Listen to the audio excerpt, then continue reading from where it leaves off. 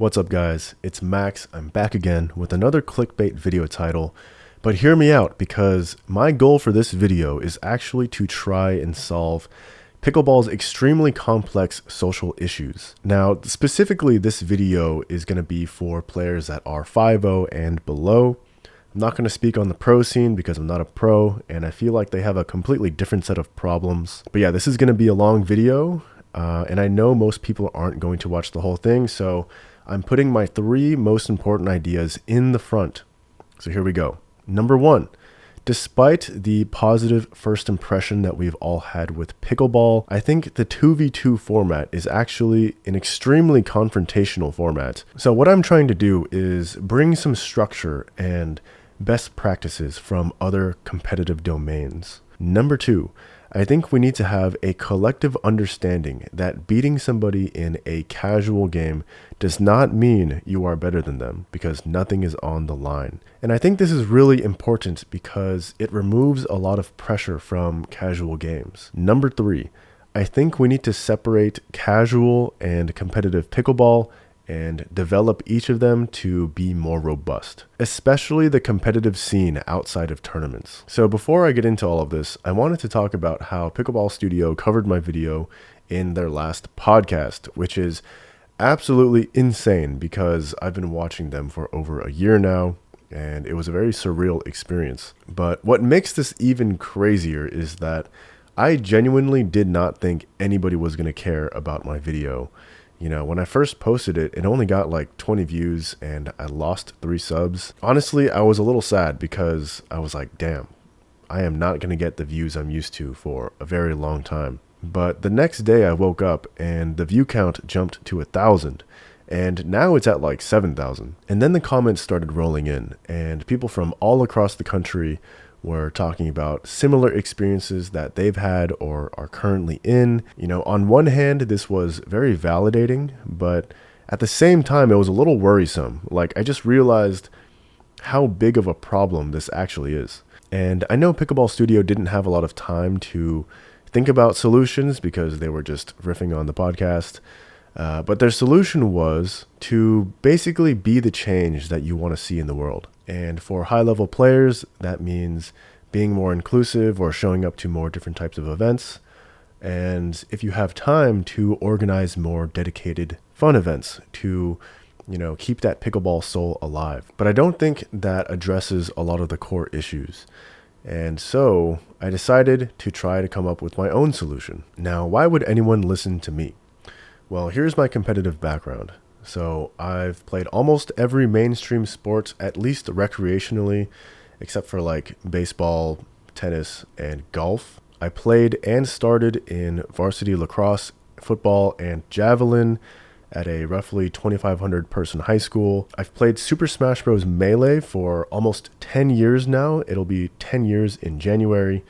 And funny thing about this game, it actually has a lot of similarities to pickleball in that they both started out as family-friendly party games and somehow turned into ultra-competitive sports. I also peaked Diamond 3 in Valorant, which at the time was top 7% in the world.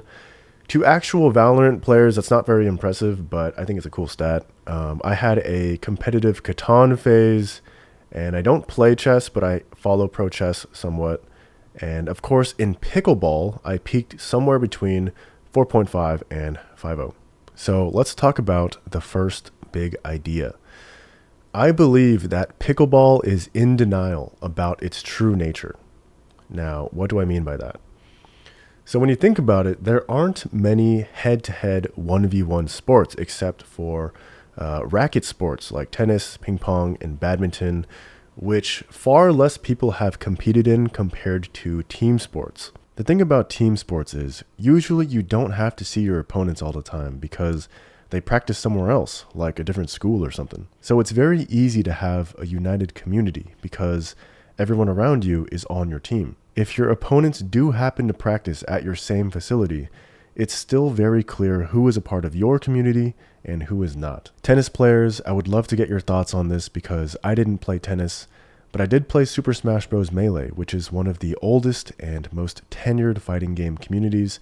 that still has a thriving scene. But in older 1v1 and 2v2 sports, because everyone is forced to practice and play at the same facilities, one day someone could be your opponent and the next day they could be your friend. And because of this, a certain type of culture develops with a bunch of protocols and unspoken rules that are designed to keep the peace and show equal respect to everyone. Because losing can really sting, especially if you lose to someone that you don't like or you think you're clearly better than. But because the sport of pickleball is so new and not many people have had prior experience in these competitive environments, this type of culture hasn't really been established yet.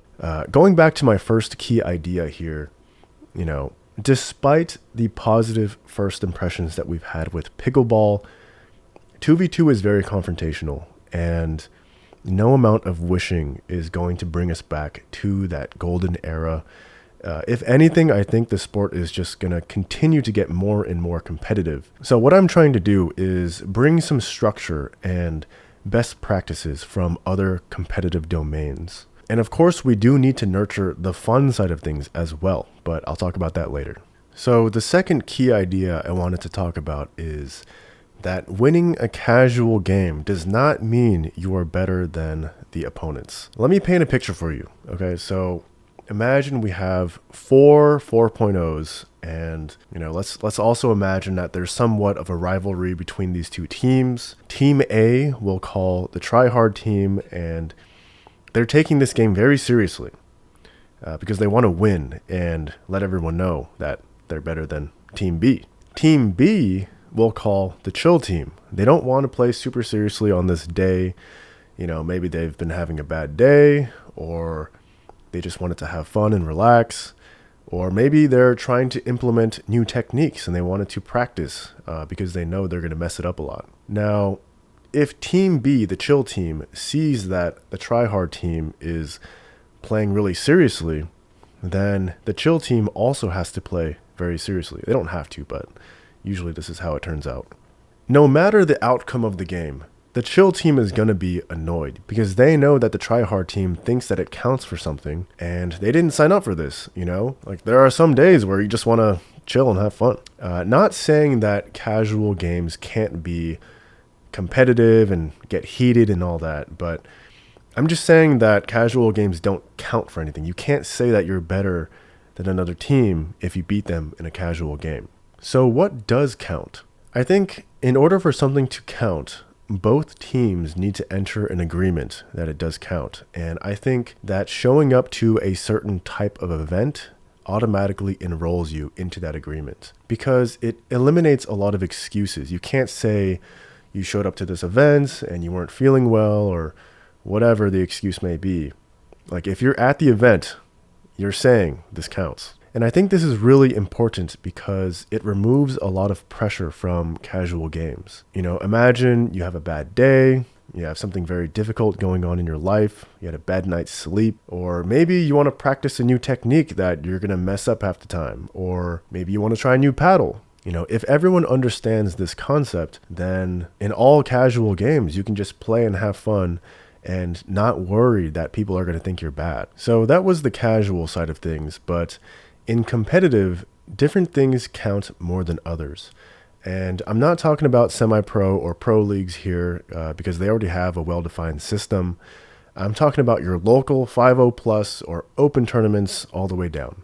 And the thing I wanted to note here is that not all tournament results are created equal. For example, let's say we have two 5.0 plus open tournaments, and at the first tournament, you have most of the best players in your state in attendance. And in the second tournament, you don't have those players in attendance. Well, obviously, the first tournament matters a lot more. So I just want to call out that that needs to be considered when talking about tournament results and placings. Next on our list, we have beating someone in tournament. So obviously, if you beat somebody in tournament, you are indisputably better than them on that day, and no one can say otherwise. Next, we have best 2 out of 3 or best 3 out of 5 money matches. Now, this basically means you're putting money on the match. And this may sound aggressive, but it's actually very common and accepted in fighting game communities and culture. Now, typically they serve two purposes.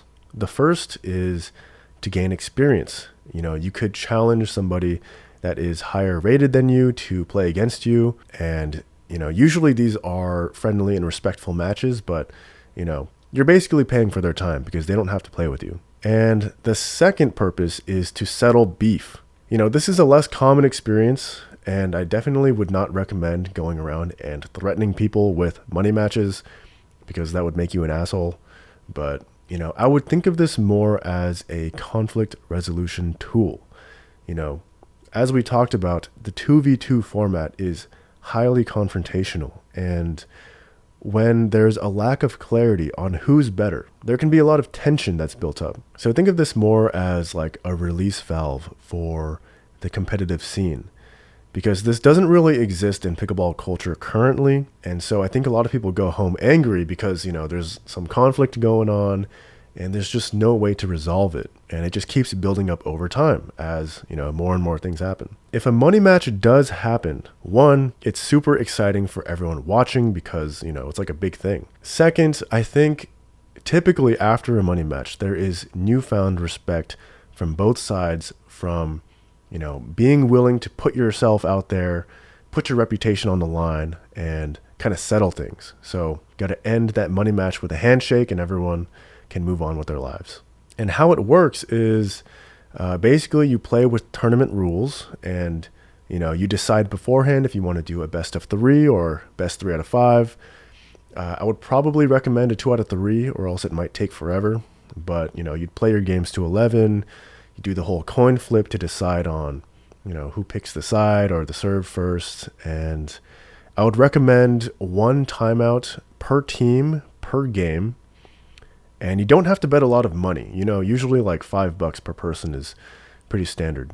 So I wanted to add this in after the fact, but the third purpose of a money match is to simulate a tournament environment. Because in tournament, people play differently. They play much more cutthroat and ruthless, and it's kind of hard to get your friends to play that way against you because they're trying to be nice and fun to be around. But if you truly want to improve, you need people to expose and take advantage of your weaknesses, and you want the opportunity to adapt to those changes while under a lot of pressure and without a lot of time to think about it.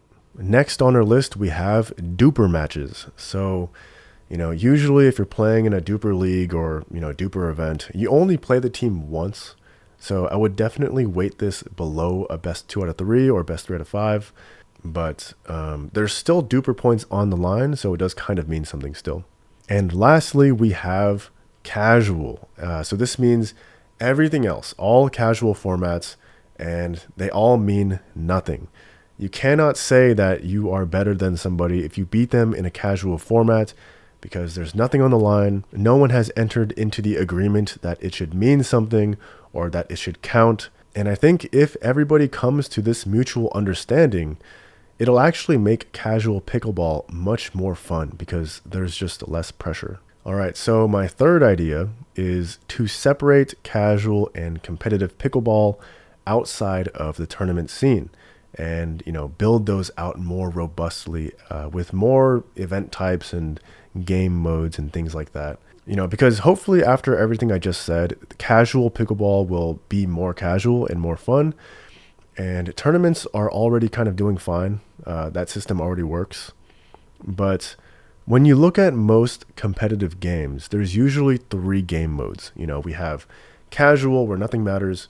You have tournament where everything matters. And in the middle, you have ranked. And a person's rank should never be taken as seriously as tournament results.